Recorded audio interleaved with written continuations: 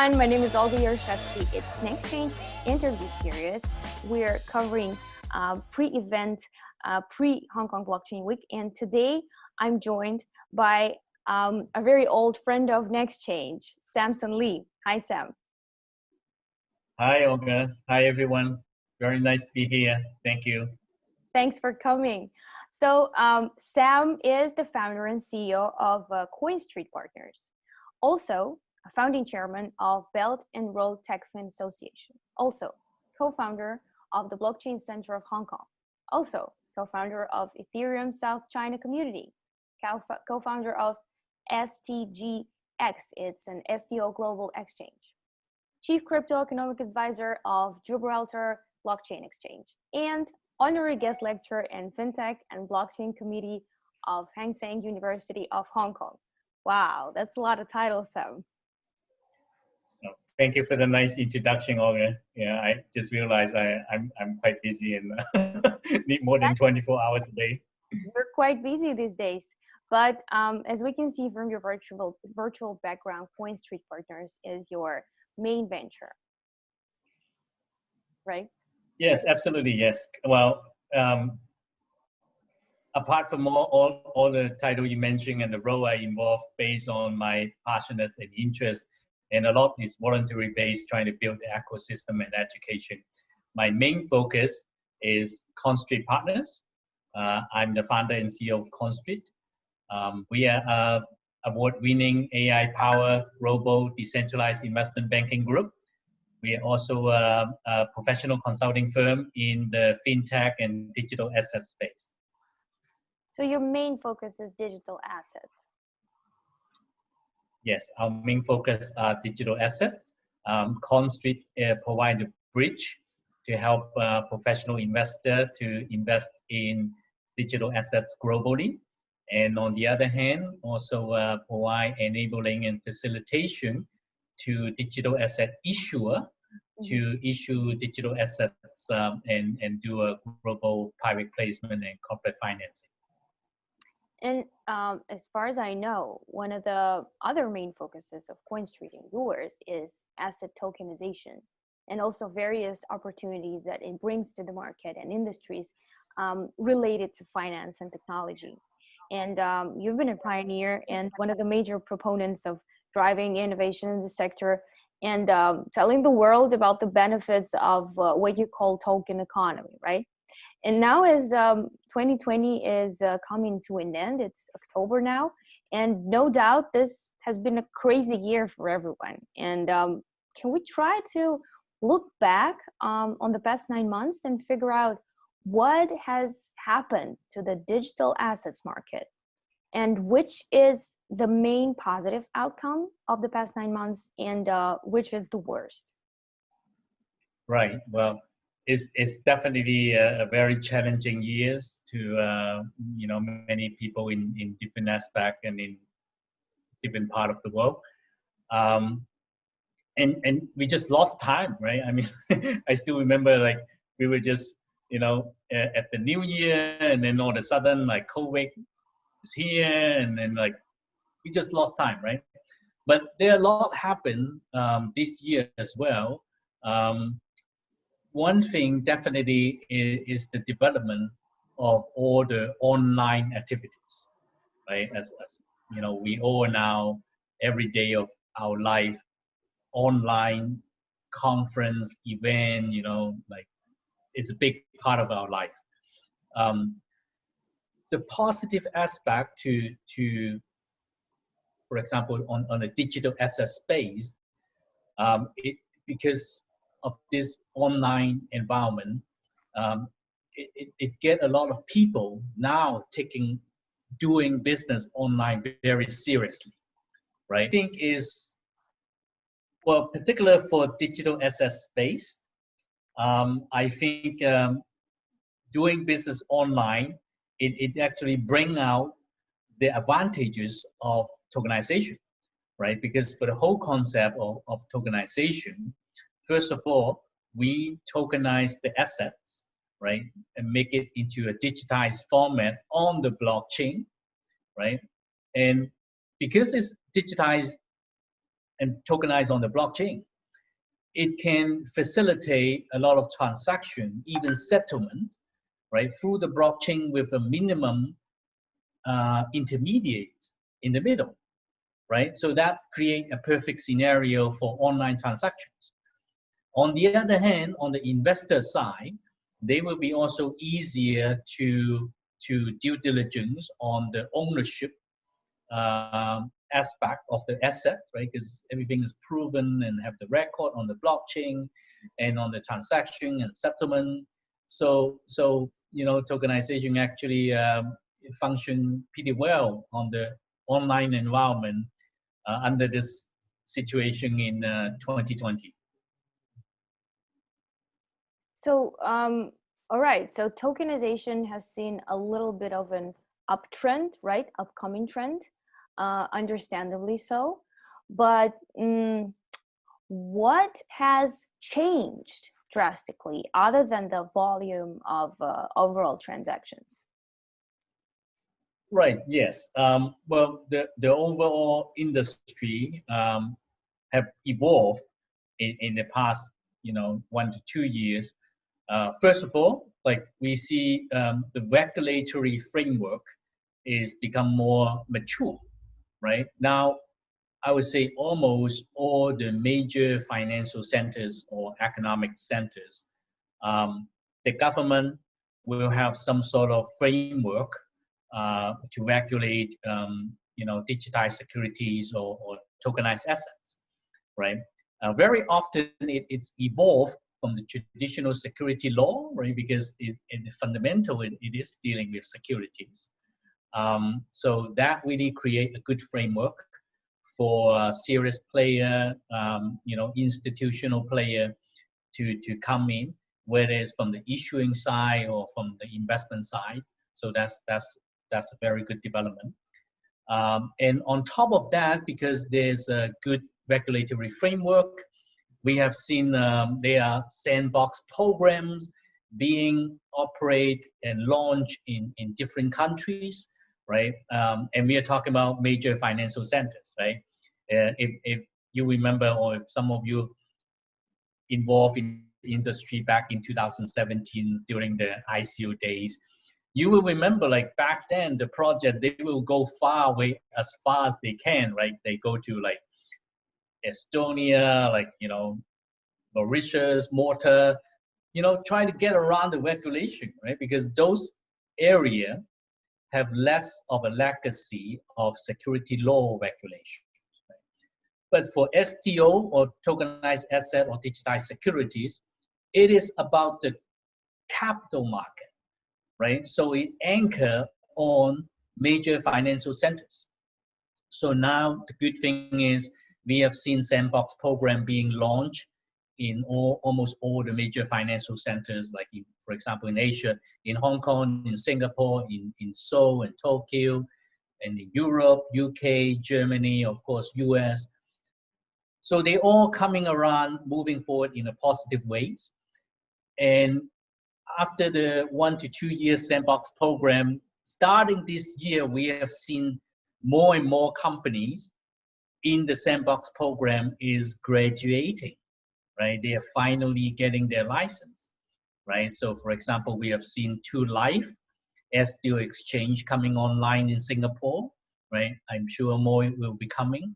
In Hong Kong, we have the first conditional approval being granted by the regulator. And of course in US and also in UK, also the first license being granted. So we see, one by one, regulated STO exchange is coming online. All right. So back to tokenizing assets, because the variety of assets that are being tokenized these days, or can be tokenized in theory, is very impressive. But to tell the truth, over the past several years, I think many companies have picked up a quite weird trend of tokenizing their business just, for the sake of it and maybe for hype. And people have been tokenizing like anything, even something that wasn't supposed to be tokenized in the first place. And maybe that's why they lost after all. And from your point of view, what are the main assets that really have bright tokenized future? And what is the situation with true digital assets and fake ones? So, if I may say it. Right. Well, that's a great question, because when tokenization first come into the spotlight, there are a lot of myth, right? And it's a learning curve, right?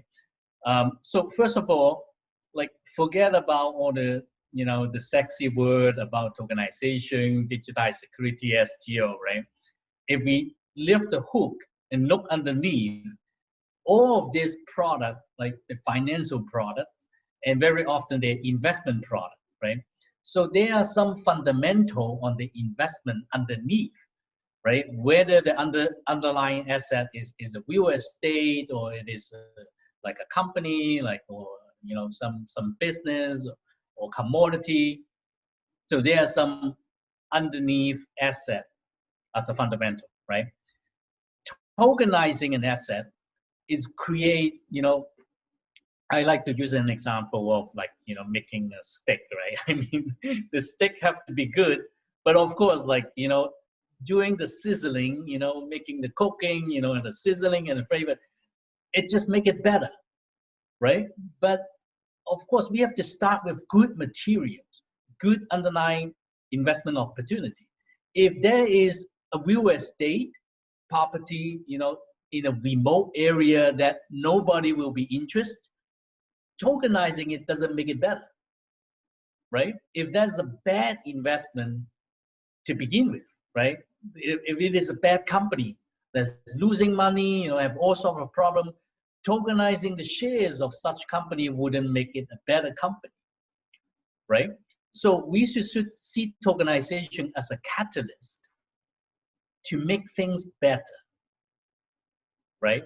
But although, this is just extra miles that, creating a catalyst to expedite things, make it better, but it could be a lot of value, right? Because in the traditional capital market, there is still a lot of inefficiency, right? Despite, all the good things about IPO, listed market stock, but for example, the stock market IPO is more efficient for large corporations, right? We know IPO might not be a very efficient way to small and medium companies, right? And this is where the tokenization can also add value, right?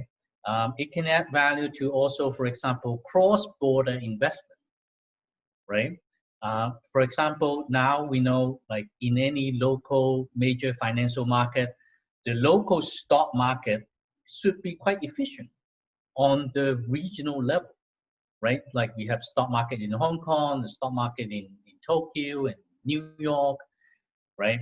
But they are local stock market doing settlement with the securities trading on the stock market, right? It will be difficult, for example, for someone in a foreign country to come to another country and buy stock, right? There are ways to do it, but they're extra process, and cross-border.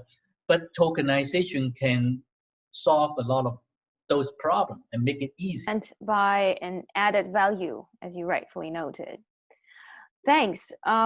Now to future trends. I know that everyone loves when a prominent expert like you gives a forecast for the nearest future.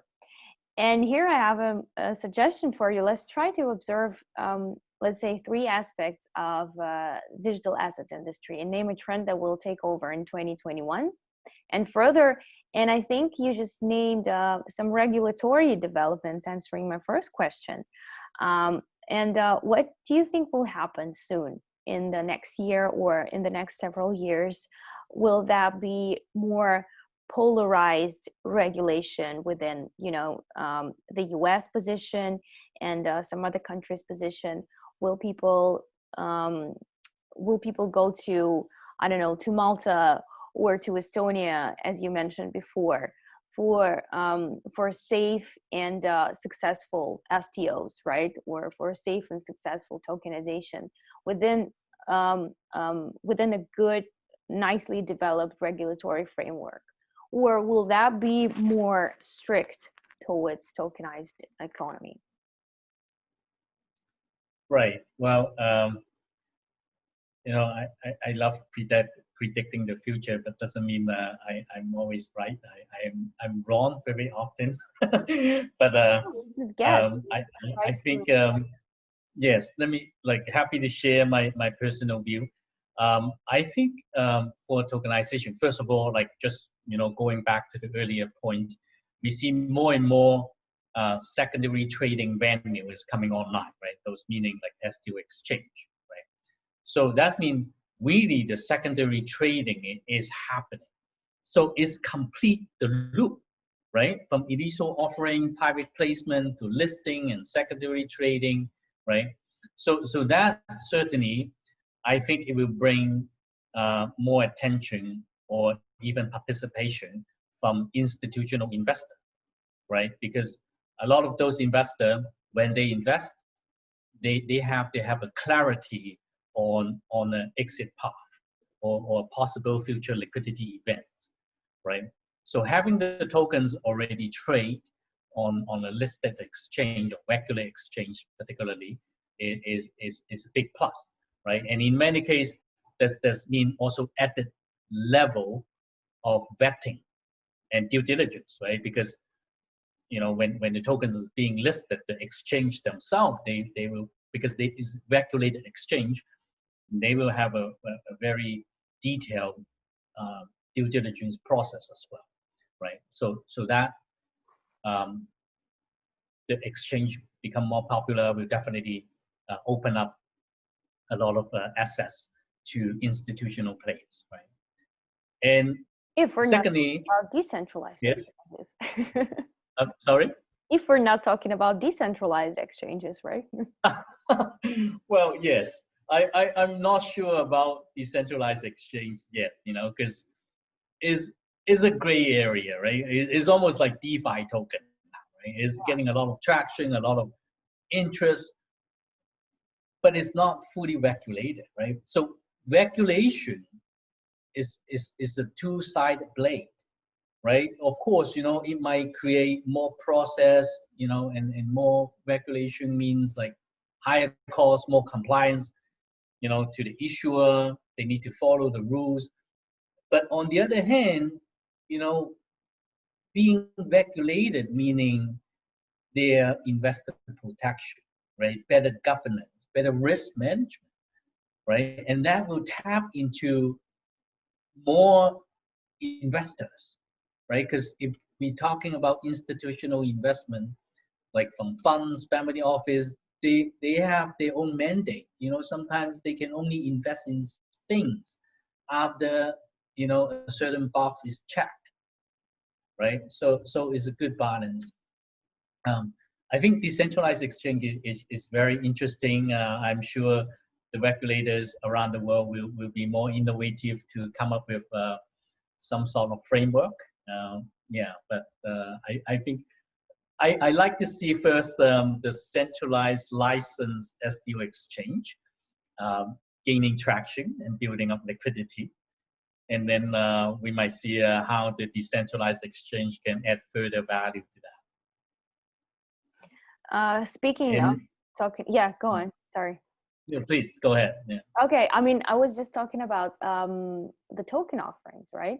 And we've passed a very long way since 2017 and ICOs, right? Now to different new abbreviations. So, what about token offerings in the next several years?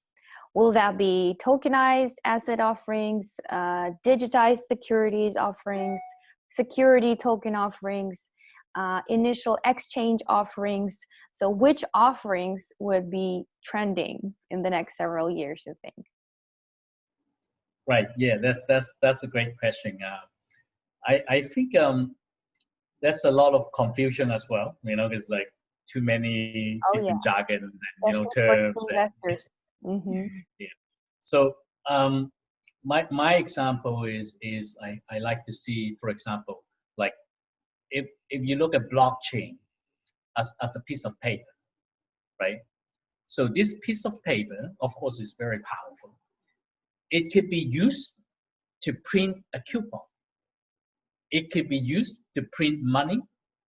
It could be used to print a securities share certificate or a bond paper. And this is exactly blockchain, right? When we try to tokenize something to create a token, write a smart contract on the blockchain, it could be a utility tokens, right? Which is what we have seen back in 2017, the ICO. Those are utility tokens. To me, utility tokens almost like a coupon, right? Because it is utility, it is not security. It's supposed to be a future entitlement to some good and service or of rights, you know, or some sort of like non-security related rights, right? But on the other hand, security tokens, of course, is securities.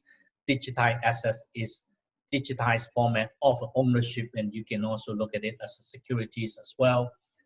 I think it will coexist, right? I think, you know, for enterprise, they might even have a dual strategy where they could have utility tokens out there serving their customer, their supply chain, you know, the business community in their ecosystem, right? Then they can put in like loyalty programs, like, you know, some token economics model that is anchored to the usage of the service or the velocity of the business. On the other hand, they can issue security tokens or digitized securities to the investment community, right? So the investor, they invest. Of course, this product will be regulated as a security, but it is all about return on investment. It could be structured as a bond, as an equity tokens, even they can tokenize investment funds, and even just a pure revenue sharing, dividend sharing kind of tokens, right? So I see both will coexist. And what about, how do I put it, people actually using those tokenized assets? And I'm leading you towards the mass adoption question. What do you see as one of the most prominent indicators of tokenized assets mass adoption in 2020 or in 2021? Well, that's certainly something we're looking forward to. I think, well, at this point, if we talk about like, you know, tokenized assets, security tokens, or digitized securities, most of the jurisdiction, you know, legal framework is more restricted these kind of investment product to professional investor or accredited investor, right? Because the regulators most of the time see this kind of product as what they call complex financial product, right? It's almost like stock warrant, you know, derivative kind of investment product, right? In a way, if you think about it, it's actually very similar to derivative, right? When we talk about derivative, there will be underlying assets, right? And we issue a derivative on top representing the economic benefits of the underlying asset, right? So at this point, it's very restricted to accredited investors. I think when the regulator, you know, become more comfortable, when they see, you know, they're more best practice, you know, better governance in the market, they might consider opening up to retail investors. We already see that happening in US, right? Because you know, this is very interesting because, you know, if we talk about ICO utility tokens, the US regulator SEC is very against it, right? Even today, they're going after and suing people, right, who have done, you know, some wrong ICO before. But for security tokens, they are a lot more open and aggressive. As of today, I think over half of the security tokens being issued are filed in US. if we consider US is still the leader, the global leader of capital markets, right? Which I think they are because of Wall Street and all these like investment banks, is really, you know, uh, very good in US. And they are smart enough to know the future, right? So there might be some reason that's why they're leading the game on security tokens in terms of the framework and the actual issuing and the practice, right? So in US, what I want to say is they already have some initial case where the issuer successfully filed what they call the Red A filing, which is filing to make the token available to retail investors. Yeah. It is the same filing that companies do when they do IPO. And we know IPO, the name IPO is stand for initial public offering. And being public means it offered to the retail investors. So this is definitely a trend that we see that will be coming. And when that comes, it will then go back to your comment about mass adoption. Currently being only available to accredited investor is still a very small circle of professional investors like funds and family office. But if we can see more, tokens being structured to offer to the retail sector, then that will definitely bring very good mass adoption. Right. But the SEC in particular pays a lot of attention to, determining what a security is, right? And that's another important question for everyone in this industry. Yes, they use this like what they call the Howey test, right? But I think like being recognized as a security is a good thing, right? Because it will receive the right regulation, the right attention, and the funds will have a proper way to handle, right? Because when ICO and cryptocurrency come around to the market, we notice a lot of funds they having trouble investing because in the fund mandate they can only invest in securities. They're not allowed to invest in the so-called cryptocurrency or utility tokens, which essentially is a coupon, right? So being a security is also a good thing as well. And speaking of recognizing securities, we're all looking forward to Hong Kong Blockchain Week 2020, of course, which is about to take place just several weeks from now. And I know that Coinstreet will hold a major online ceremony of the world's first international awards. It's called TADS on November 18th. And please tell us more about the awards and who the nominees are and who's the jury board and how digital asset companies will be honored and recognized during this event. Sure, yes. Well, it is our great honor to be part of one of the co-organizer of TADS Awards. As you can see this logo here.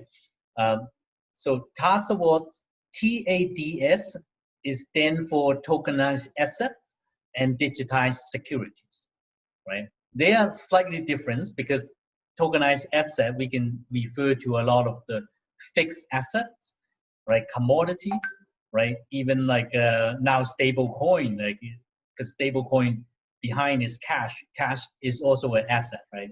So you can say stable coin is also a tokenized asset. But digitized securities, on the other hand, is more about investment, right? Equities, bonds, and things like that. But adding the two together and make it complete. So this TADS Awards is the world first international award for this area. Of course, we have seen a lot of fintech award out there on the market. They in general broader and wider, cover many things. But TADS Awards very focused on tokenized asset, digitized securities. And we are very honored to work with other major industrial players including IBM, Microsoft, Hong Kong Cyberport have been a great support, and also Morningstar, the top bond rating agency out of Chicago, and also some top investment banks in Hong Kong, such as Somity Capital, and also investment bank in US, including Westpark Capital. And of course, like our friends NexChange is also very involved and supportive in this. So we try to, of course, have the award to honor and recognize all the great contribution and achievements for company participating in this space. And secondly, we also try to work with other key industry players to establish some best practice or even like measuring standard on how to recognize as high quality tokenized asset and digitized securities. Right, there are tons of valuation and assessment model out there for traditional stock, for example, right, or bonds, but we are lacking of those tools for digitized securities and tokenized assets, right? So we hope by having an award, then by default we will have some judging criteria and hopefully to start such process. I'm sure it will take some time to perfect such model, but we like to work with others to get this started. And you receive applications throughout October, right? Yes, the nomination period just started, like October 1st. It runs to end of October. In this award, altogether we have 10 awards in total, separate in 2 categories. So 5 awards per category. The 2 categories are, one is for different types of STO, right, or tokenized assets. Mm-hmm. So these 5 awards goes to different issuers, right? So they could be like actually is include like asset-backed tokens or equity-backed tokens, tokenized bonds, income sharing tokens, and social impact tokens, right? With 5. The second category, also 5 awards within the category, is a category what we call the ecosystem excellence. So this awards goes to the solution providers along the value chain, right? So the 5 awards in this category, including the KYC compliance solutions, token issuing solutions, STO exchange, digital asset management, and also digital custodian solution. That's a wide range, though. Well, yeah, it's the key area. So hopefully we can find. It's a still very new industry, still very small. There's a handful of good player project out there, and we want to find a good one globally and recognize the effort, and hopefully to continue build the ecosystem. And promote this to a bigger community, and hopefully can expedite the time to reach mass adoption one day. Exactly, it's a new industry, yet it's headed towards mass adoption and already has its first international awards. Okay, thank you so much, Sam. I'm so looking forward to seeing you online at Hong Kong Blockchain Week. And of course at the TADA Awards. And thank you so much for sharing your insights. And I hope to see you very soon at Hong Kong Blockchain Week. Likewise, we are also very looking forward very much to Hong Kong Blockchain Week. And for TADA Awards, the ceremony will be broadcast in the evening of the 18th, which is exactly Hong Kong Blockchain Week. So then we will have the global broadcast there. And hopefully we can see everyone there. Sure. Thank you. Thanks a lot, Sam. Have a good day. Bye-bye. Thank you, Olga. Bye-bye.